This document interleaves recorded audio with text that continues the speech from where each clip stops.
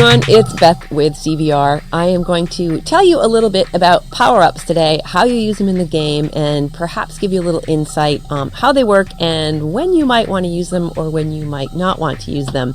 I've kind of been a case study in the last months of how not to use them, so maybe some of this will help you not repeat the mistakes that I've made, and you can live a little bit vicariously. Although I will tell you, it does take some experience and some thinking to put this together, so don't worry if you don't flawlessly execute your power-ups in your first race. So let's just say you're coming into the game and you're signing up for a race.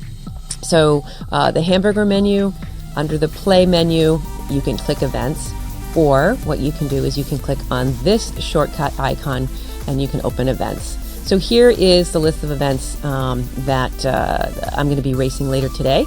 So I'm going to go ahead and click on it. I've already scheduled this one, but you can see these are the power-ups in play. Go to the next event, I'll schedule that. These are the power-ups in play. I'll go to the next one, I'll schedule that.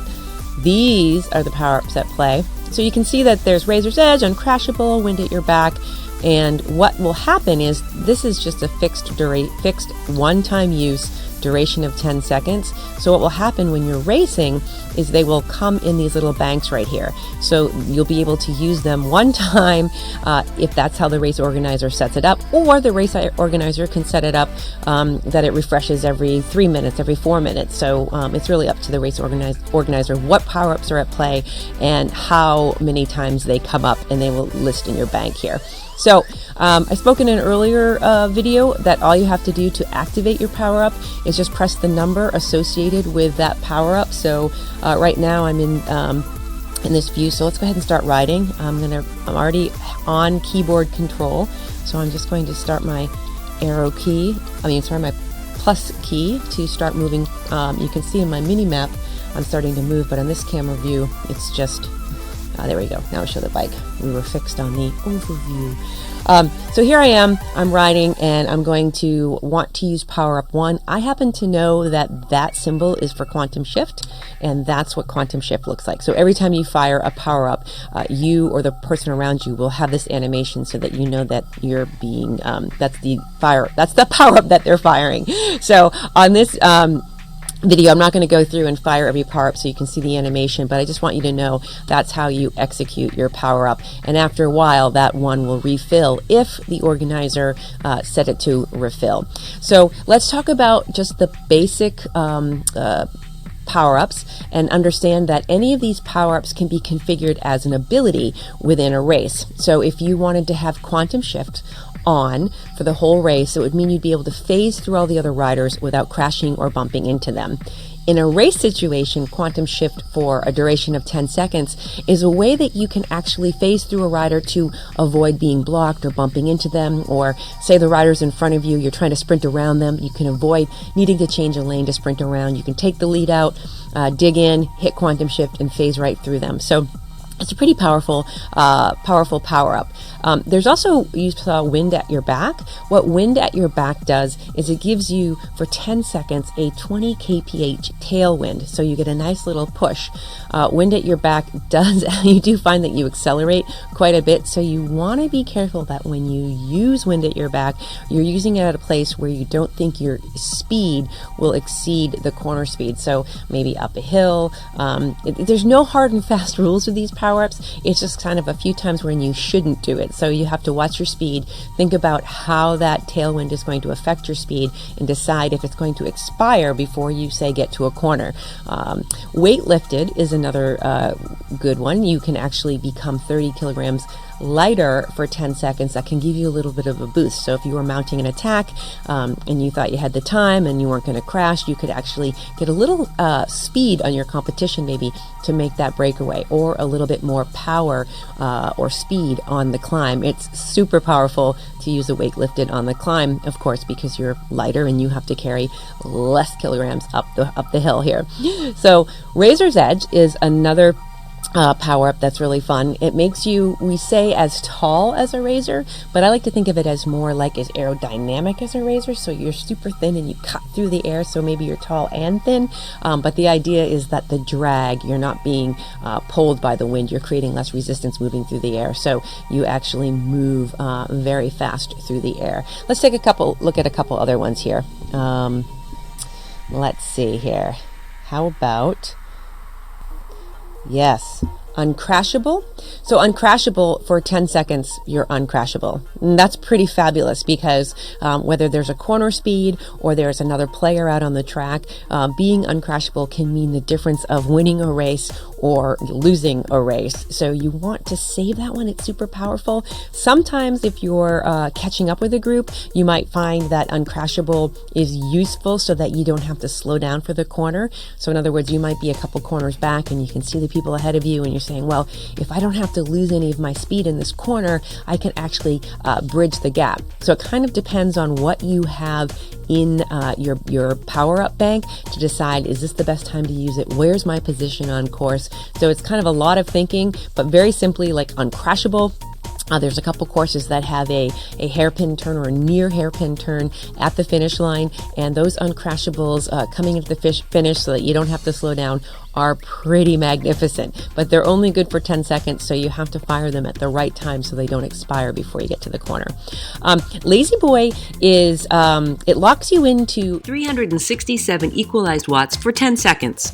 So let's say that, you're needing just a break for 10 seconds. You're looking around, everybody's kind of steady. Maybe that's a good time to use it because you can actually catch your breath and just take 10 seconds and not pedal. But what you don't want to do is use Lazy Boy when you have more in your legs because it's just going to hold you at 367. So use that one wisely.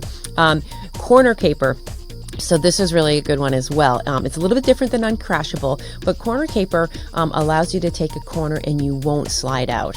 So uncrashable is uncrashable entirely, and corner caper is so that you won't slide out. And obviously, oh, look, I got to pay attention. I'm coming up here. So this is one of my favorite courses, but I do not want to crash, not while I'm doing a video. Move over, Elaine. There we go. And then I'm going to come back over. I'm just using the arrow keys just to kind of float around the course as I go. So that's corner caper. Let's take a look at another one here. Inertia. Oh my gosh, inertia is the one that was killing me the other day.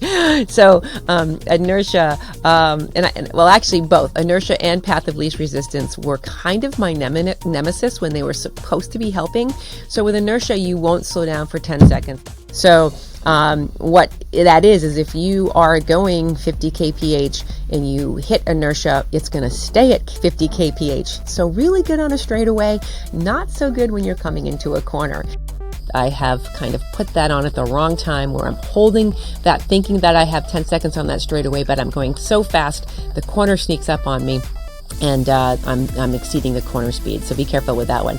Path of least resistance. Well, just like if you were on an ice skating rink and you're trying to make a corner. Path of least resistance, again, you can come up to speed pretty quickly because you don't have that as high of a rolling resistance on your tires. But that does also cause the opposite effect, or a problem where it can actually not help you, is if you slide out in a corner. So least resistance helps you get to speed faster because you don't have that road resistance. But because you don't have that road resistance, if you use it on a corner, swing, out you go. And these are for 10 seconds, so sometimes you can use them, and I kind of live life on the edge, and I would fire them just a little too late or a little too early. So really timing of these and knowing, you can see as these roads turn around how you don't want to use it at the wrong time. So we have some more obstacles coming up. So in other words, if I'm coming down here and maybe I fired inertia, which I'm not going to right now, I might have too much speed carrying it into the corner. So we already talked about quantum shift. Quantum shift allows you to phase through other riders, and that's again good if you're coming into a sprint and there's a lot of congestion and you don't have the lane space to move around. It's really good if someone's trying to block you. It's also just really good. You can use the person in front of you as a lead out and then quantum shift and go right through them, which is pretty awesome. Let's see another one here. Flat tire. Lord of flat tires. Okay, this one is really hard. It gives everybody a flat tire except for you. So if everybody has one flat tire and there are 10 people in the race, you can bet that 10 times during the race, your speed is going to be brought down to 0, while that one person who fired it is going to keep going. So it's these have been used in a team manner, and these have been used as individual racers. So let's just say I'm with a couple of my teammates, and we're trying to help each other with a position. You can use the flat tire to sort of stop the competition around these other your teammates, or you can just do it to help yourself, where you are coming into the finish and you kind of know that other people don't have that flat tire, but you really do need to pay attention, because if they have a flat tire and you flat tire them, and you're flat tiring everybody, you're not flat tiring one person, you're giving everyone a flat tire. So those come around quickly, so everybody is constantly coming to a screeching halt and then needing to accelerate again. So when that power-up is in play, the racing is a lot of work. It's a lot of work. We talked about power plant, but I'll talk about it again. Power plant gives you 100 extra watts for 10 seconds. So it just gives you a little bit of a boost. Sometimes you might want to do those those plays when you are making an attack, when you're on a climb, when you just need a little bit more in your legs. Maybe your competition is looking really tired, so you can actually just get a little bit of an edge on the competition. So power plant, more watts for 10 seconds, 100 more watts for 10 seconds. So I think that's the ones that I wanted to go over. Let me just make sure I went over them. I talked about wind at your back, weight lifted, razor's edge.